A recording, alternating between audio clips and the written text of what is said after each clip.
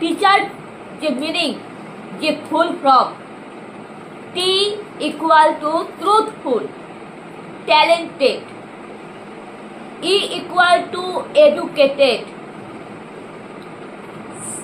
A equal to adorable, C equal to character, H equal to humanity and honest, E equal to efficient, R equal to responsibility। তাহলে যে টিচারটা একটা ছাত্রীকে rape করে খুন করে, তার মধ্যে এই টিচার মিনিং অফ ফুল ফর্মের এই 4টা বৈশিষ্ট্য গুণ তার মধ্যে নেই। 1 নম্বর, টিচার মানে অর্থ সিতে ক্যারেক্টার, এই সিতে ক্যারেক্টার তার মধ্যে নেই। যারা ছাত্রীকে খুন করে, যারা ছাত্রীকে রেপ করে খুন করে, তাকে কি বলা উচিত? চরিত্রহীন, ক্যারেক্টারলেস। কারণ সেই লোকটা চরিত্রহীন, ক্যারেক্টারলেস বলেই সে ছাত্রীকে রেপ করে কেটে কেটে খুন করে বস্তায় ভরেছে। যার চরিত্র ভালো, যে প্রকৃত চরিত্রবান, সে কখনোই এরকম জঘন্য কাজ করবে না, এরকম অপরাধ করবে না। কোনো চরিত্রবান, কোনো ক্যারেক্টারফুল মানুষ এরকম জঘন্য কাজ করতে পারে না, এরকম কোনো ক্রাইম করতে পারে না। যারা এই ধরনের অন্যায় অপরাধ করে তাদেরকে ক্যারেক্টারলেস বলা হয়। সুতরাং টিচার মিনিং, শিক্ষক নামে টিচার মিনিং অফ ফুল ফর্মের সিতে ক্যারেক্টার এই লোকটার মধ্যে ছিল না, এই লোকটার মধ্যে কোনো ক্যারেক্টার ছিল না, যার জন্য সে এই কাজটা করেছে। এটা 1 নম্বর। 2 নম্বর, humanity and honest, H equal to humanity and honest. যে কিনা একটা ছাত্রীকে খুন করে, এরকম ভয়ঙ্কর ভাবে খুন করে, সেই লোকটা কি মানবতাবাদী মানুষ হতে পারে? সেই লোকটা কি সৎ হতে পারে? কখনোই না, হতে পারে না। কোনো সৎ মানুষ, কোনো সততা থাকা কোনো সৎ মানুষ এরকম অপরাধ করবে না। কোনো হিউম্যানিটি, মানবতাবাদী মানুষ কোনো ছাত্রীকে রেপ করে খুন করবে না। তাই এই লোকটার মধ্যে H equal to humanity, honest কিছুই নেই, কিছুই নেই। তাহলে আপনি বলুন, যে টিচার একটা মানুষকে রেপ করে খুন করেছে, তার মধ্যে এই 3-4টা গুণ নেই। টিচার নামের যে মিনিং এর, যে ওয়ার্ডের, যে অক্ষরের যে মিনিং, যে শব্দটা, এই গুণ বৈশিষ্ট্য তার মধ্যে নেই। সিতে ক্যারেক্টার নেই, এইচে অনেস্ট, হিউম্যানিটি কিচ্ছু নেই। তাহলে এই লোকটা কি করে টিচার হয়? আপনারাই বিচার করুন। প্রকৃত টিচার কখনোই এরকম অপরাধ করতে পারে কি? প্রকৃত টিচার কখনোই এরকম অমানুষের মতো কাজ করতে পারে কি? কারণ টিচারের কাজ হচ্ছে যারা ভুল করবে তাদের ভুলটা সংশোধন করে তাদের সঠিক শিক্ষা দিয়ে আলোর পথে নিয়ে আসা। টিচারের কাজ হচ্ছে একটা গাধাকে মানুষ করা। টিচারের কাজ হচ্ছে অপরাধীকেও মন পরিবর্তন করে সঠিক কাজে নিয়ে আসা।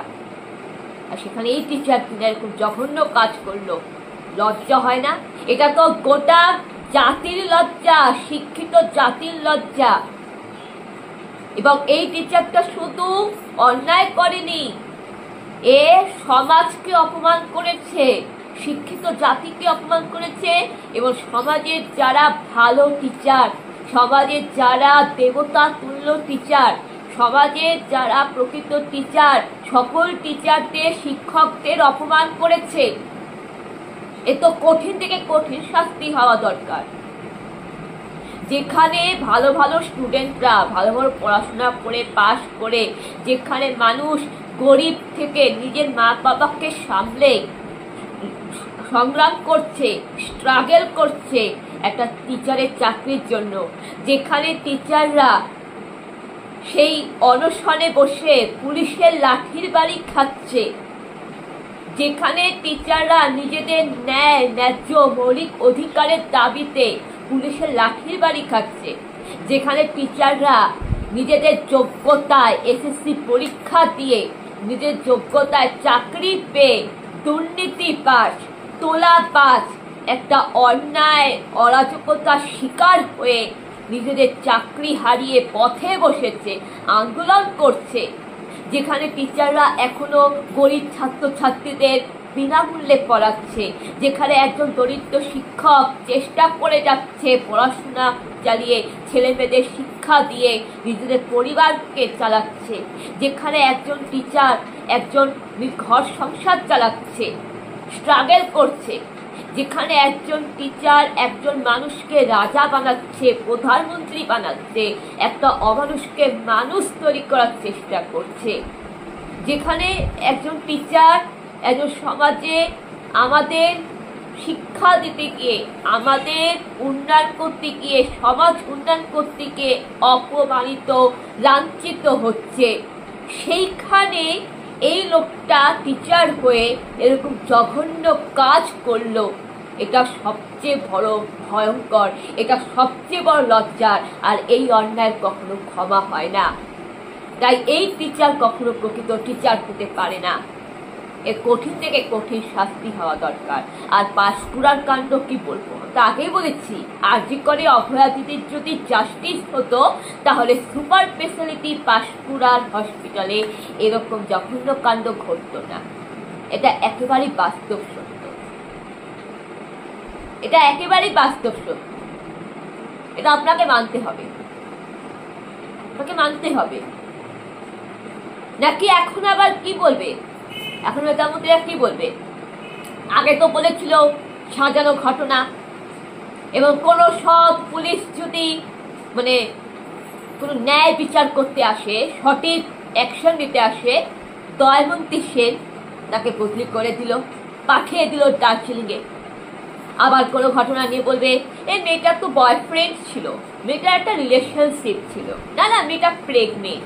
আবার কেউ বলবে না এটা তো ছোট্ট ঘটনা, ও একটু সামান্য ভুল করেছে, তো একটু অবুঝ হয়েছে, ছোট্ট ঘটনা।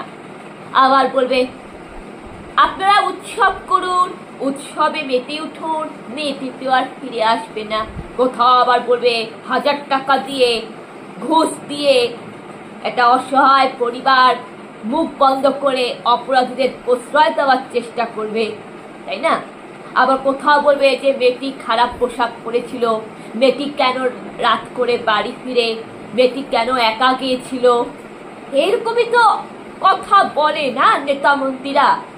নিজেরা তো দুর্নীতিবাজ, নিজেরা তো একটা তোলাবাজ, একটা চামার, একটা অসৎ কাজ করে যাচ্ছে।